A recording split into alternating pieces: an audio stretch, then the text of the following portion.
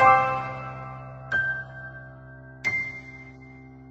mean, one of the problems right there is that, you know, when I read that research and when we started reading that research some years ago, we started saying, okay, let's put these bacteria there.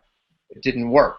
Yeah. You know, I mean, the probiotic, you know, we give people probiotics. Oh, yeah, a little bit better. This is a little bit better. But we're not solving these big problems like we thought when we first started discovering the relationship between bacteria and certain conditions.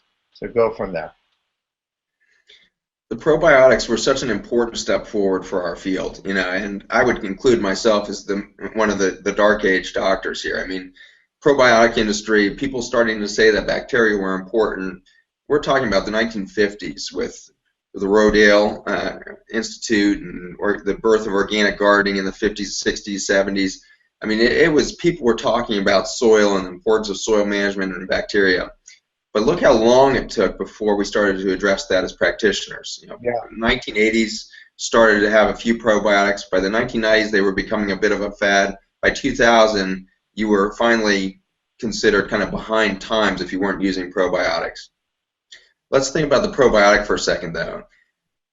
The human gut, ideally, somewhere around 20 to 30,000 species. None of us have that right now. We've devastated our ecosystem through antibiotics in our food chain, antibiotics in our doctor's offices, etc. Herbicides, pesticides, all killing the bacteria. Absolutely. And so we've had a loss. So by an NIH study that started in 2010, we've been mapping the genome of the human gut. And it took 44 patients enrolled in that study before they hit 10,000 bacterial species. So it gives you an idea of just how deplete we are. We are walking around with a very narrow biome. And then finally we say, okay, bacteria are not just the enemy. Bacteria may be healthy for us. And so let's do probiotics. Well, probiotic, if you flip it around and look at how many strains are on there, you have 3 species or 7 species or at best maybe 24 or 25 species. There's a couple of products that just have come on the market in the last 2 years that tout 100 species and things like that. But if you go to that 7 species most typical probiotic and then read the list, those bacteria are not prevalent colonizers of the human intestine. Those bacteria were actually extracted from cow intestines and grown there in large batches and then put into long-term cultures. And from that we extract all of these massive quantities of bacteria that become our probiotics. Our probiotic industry is now $30 billion a year, just probiotics. That's a lot of bacteria that are being sold. And those are not a single one of them being pulled from the human gut. They're all being pulled from cow gut. And those cow bacteria do not know how to colonize our gut. Much, much different environment from a pH standpoint, from the digestive enzymes that are present in the human gut, totally different than a cow. And so we're using the wrong species bacteria.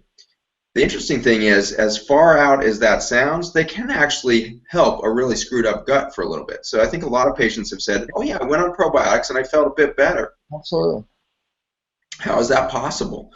Well, it's possible if their gut is so narrow after being wiped out by viral infections, antibiotics, and the rest, if they have the wrong weeds that have now cropped up, and everybody in your network, I'm sure, is aware of the weeds. It's Klebsiella, Pseudomonas, E. coli, Candida. You know, all of these guys are the ones that crop up in a wiped out gut.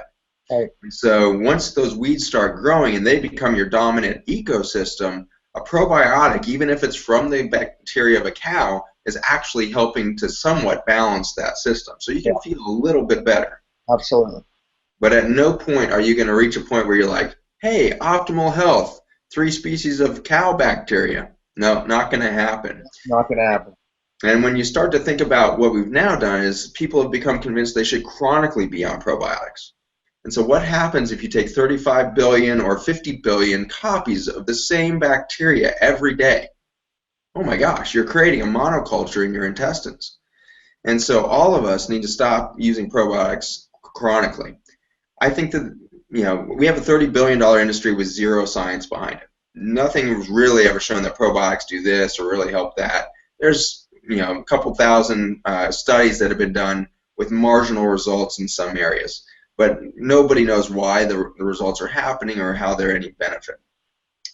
I think that it's time for us to start saying, okay, if you're going to use a probiotic, at most maybe 2 weeks. And when do you use it? Maybe after an infection, maybe after an antibiotic exposure, maybe after a Lyme exposure, maybe after chemotherapy. These are sensible times to say, okay, I bet the system's screwed up. Let's just throw something new into the ballpark and see if it helps.